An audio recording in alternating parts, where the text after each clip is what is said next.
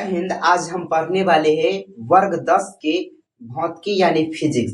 ठीक है, इससे पहले हम 3 या 4 वीडियो बना चुके हैं। यदि आप लोगों ने नहीं देखे तो जाकर के एक बार देख सकते हैं। पिछला वीडियो में हम पढ़े प्रकाश का परावर्तन क्या होता है, यहाँ तक हम पढ़ चुके हैं। अब आगे हम पढ़ने वाले हैं प्रतिबिंब क्या होता है।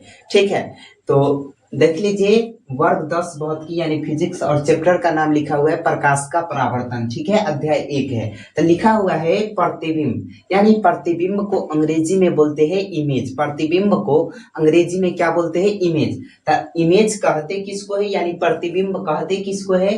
तो लिखा हुआ है किसी बिंदु स्रोत से आती प्रकाश की किरणें दर्पण से परावर्तन के बाद जिस बिंदु पर मिलती है या जिस बिंदु से आती हुई प्रतीत होती है उसे उस बिंदु स्रोत का प्रतिबिंब कहते हैं। यानी प्रतिबिंब कहते किसको है, तो कहेंगे किसी बिंदु स्रोत से आती प्रकाश की किरणें। कोई भी बिंदु होगा जहां से प्रकाश की किरण क्या होते हैं, आते हैं। तो कैसे बतलाएंगे, कहेंगे किसी बिंदु स्रोत से आती प्रकाश की किरणें दर्पण से परावर्तन के बाद, जब आएगा प्रकाश तो वो दर्पण पर पड़ेगा और परावर्तन होगा। ठीक है, और परावर्तन के बाद जिस बिंदु पर मिलेगा, ठीक है, या जिस बिंदु पर मिलती हुई प्रतीत या आती हुई प्रतीत होगा उन्हें क्या कहेंगे, हम कहेंगे प्रतिबिंब। फिर से एक बार इसका परिभाषा सुनिए। लिखा हुआ है किसी बिंदु स्रोत से आती प्रकाश की किरणें दर्पण, फिर से सुनिए, किसी बिंदु स्रोत से आती प्रकाश की किरणें दर्पण से परावर्तन के बाद जिस बिंदु पर मिलती है या जिस बिंदु से आती हुई प्रतीत होती है उसे उस बिंदु स्रोत का प्रतिबिंब कहते हैं। क्या आप लोगों को समझ आया? क्या कहेंगे, किसी बिंदु स्रोत से आती प्रकाश की किरणें दर्पण से परावर्तन के बाद जिस बिंदु पर मिलती है या जिस बिंदु से आती हुई प्रतीत होता है उसे उस बिंदु स्रोत का क्या कहते हैं, प्रतिबिंब कहते हैं। समझ आ गया?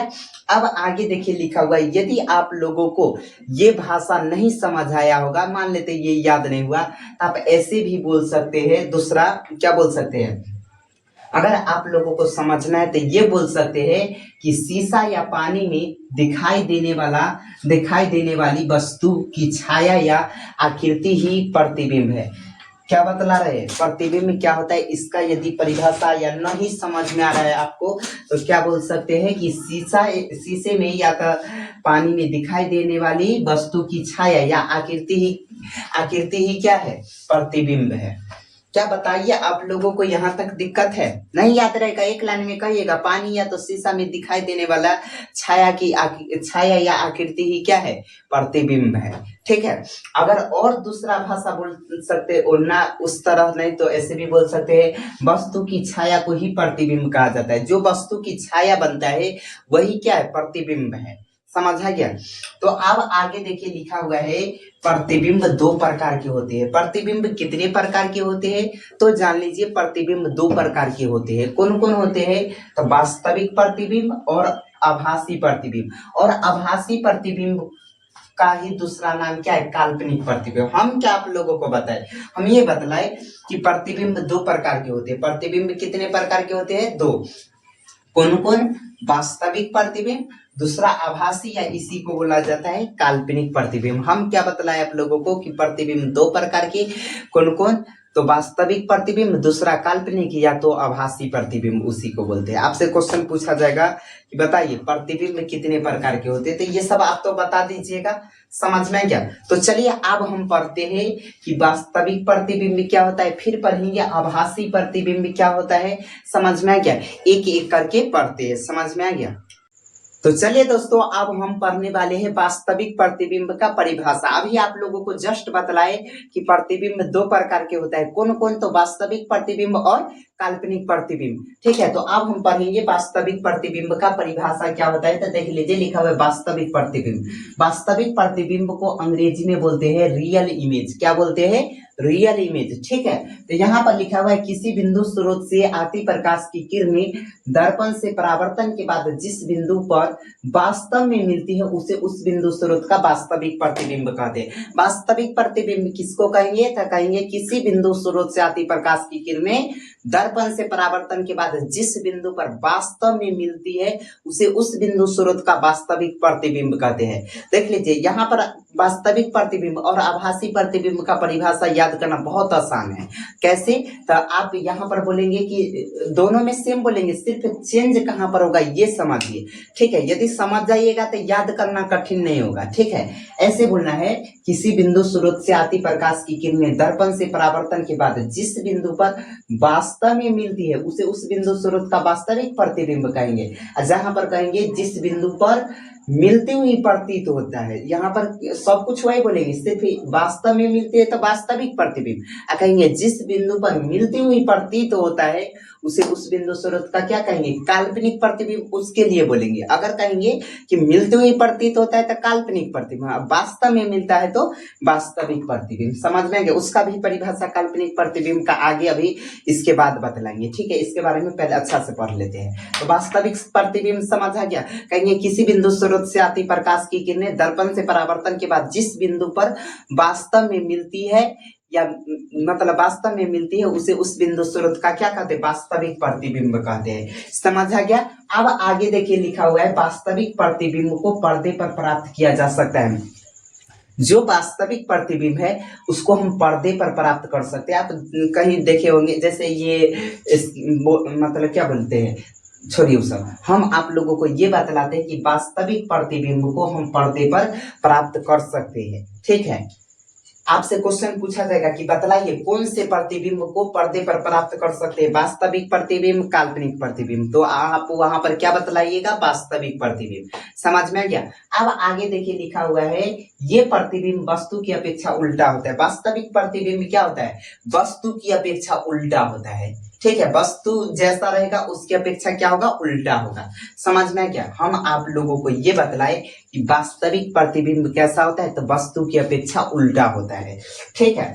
अब आगे देखिए लिखा हुआ है, वास्तविक प्रतिबिंब दर्पण के सामने बनता है। वास्तविक प्रतिबिंब कहाँ पर बनता है? दर्पण के जस्ट सामने बनता है। वास्तविक प्रतिबिंब कहाँ बनता है? दर्पण के सामने, ठीक है। अब आगे लिखा हुआ है, प्रोजेक्टर द्वारा दिखने वाला प्रतिबिंब, प्रोजेक्टर के द्वारा दिखने वाला प्रतिबिंब वास्तविक प्रतिबिंब होता है। आपसे क्वेश्चन पूछा जा सकता है ऐसे, मैट्रिक में तो ये वाला नहीं पूछेगा कि प्रोजेक्टर पर दिखने वाला, लेकिन फिर भी सुन लीजिए कि प्रोजेक्टर पर दिखने वाला प्रतिबिंब कौन सा प्रतिबिंब होता है, तो याद रखिएगा कि वास्तविक प्रतिबिंब ही होता है, ठीक है। उसके बाद लिखा हुआ है, वास्तविक प्रतिबिंब को सीधा रेखाओं द्वारा प्रदर्शित करते हैं।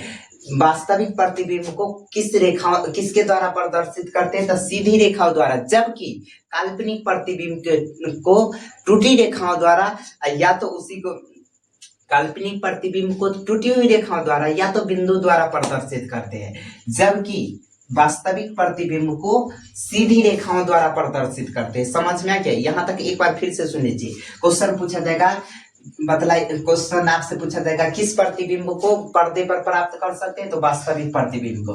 क्वेश्चन पूछा जाएगा कि कौन सा प्रतिबिंब वस्तु की अपेक्षा उल्टा होता है, तो वास्तविक प्रतिबिंब, ठीक है। उसके बाद क्वेश्चन पूछा जाएगा वास्तविक प्रतिबिंब कहाँ पर बनता है, तो दर्पण के सामने। आगे देखिए लिखा हुआ है, प्रोजेक्टर द्वारा दिखने वाला प्रतिबिंब क्या होता है? वास्तविक प्रतिबिंब होता है। मतलब प्रोजेक्टर पर दिखने वाला प्रतिबिंब क्या होता है? वास्तविक प्रतिबिंब। वास्तविक प्रतिबिंब को किसके द्वारा प्रदर्शित करते हैं? सीधी रेखाओं के द्वारा। क्या बताइए, यहां तक दिक्कत नहीं है? तो चलिए अब हम आगे पढ़ने वाले आभासी प्रतिबिंब, उसी को बोला जाता है काल्पनिक प्रतिबिंब, ठीक है। तो काल्पनिक प्रतिबिंब को अंग्रेजी में बोलते हैं वर्चुअल इमेज। क्या बोलते हैं? Virtual image. लिखा हुआ है, किसी बिंदु स्रोत से आती प्रकाश की किरणें दर्पण से परावर्तन के बाद जिस बिंदु से आती हुई प्रतीत होता है उसे उस बिंदु स्रोत का आभासी प्रतिबिंब कहते हैं। क्या आप लोगों को बात समझ आया? नहीं आया? फिर से सुनिए। हम कहेंगे आभासी प्रतिबिंब किसको कहेंगे, तो कहेंगे किसी बिंदु स्रोत से आती प्रकाश की किरणें, कोई भी बिंदु होगा वहां से प्रकाश की किरण आ रहा है, जैसे ही दर्पण पर टकराएगा और टकराने के बाद क्या होगा, मतलब परावर्तन हो जाएगा, तो हमें लगेगा कि जिस बिंदु से आ रहा है, ठीक है, उसी बिंदु स्रोत को हम क्या कहेंगे? उसी बिंदु स्रोत को हम कहेंगे काल्पनिक प्रतिबिंब। क्या कहेंगे? काल्पनिक प्रतिबिंब। तो इसका परिभाषा फिर से सुन लीजिए।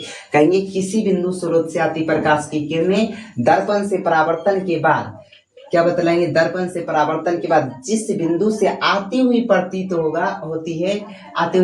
होती है उसे उस बिंदु स्रोत का आभासी प्रतिबिंब कहते हैं। ठीक है, देखिए लिखा हुआ है इसे पर्दे पर प्राप्त नहीं किया जा सकता, यानी आभासी प्रतिबिंब को पर्दे पर प्राप्त नहीं कर सकते हैं। किसको पर्दे पर प्राप्त नहीं कर सकते हैं, तो आभासी प्रतिबिंब को। ठीक है, आगे देखिए लिखा हुआ है आभासी प्रतिबिंब वस्तु की अपेक्षा सीधा होता है। आभासी प्रतिबिंब क्या होता है, वस्तु की अपेक्षा सीधा होता है, जबकि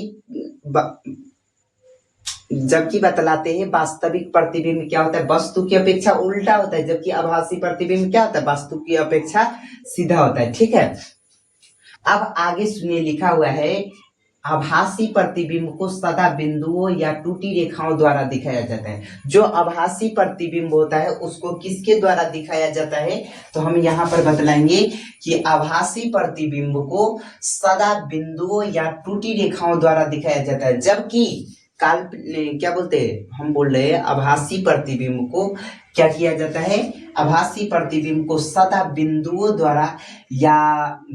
या टूटी रेखाओं द्वारा दिखाया जाता है, जबकि काल्पनिक वास्तविक प्रतिबिंब को सीधी रेखाओं द्वारा दिखाया जाता है। समझ आ गया। अब आगे देखिए लिखा हुआ है आभासी प्रतिबिंब क्या लिखा हुआ है, आभासी प्रतिबिंब हमेशा दर्पण के पीछे बनता है। जो आभासी प्रतिबिंब होता है वो दर्पण के पीछे बनता है। आभासी प्रतिबिंब क्या होता है, दर्पण के पीछे बनता है। ठीक है, तो चलिए आज के लिए बस इतना ही, फिर मिलते हैं अगले वीडियो में।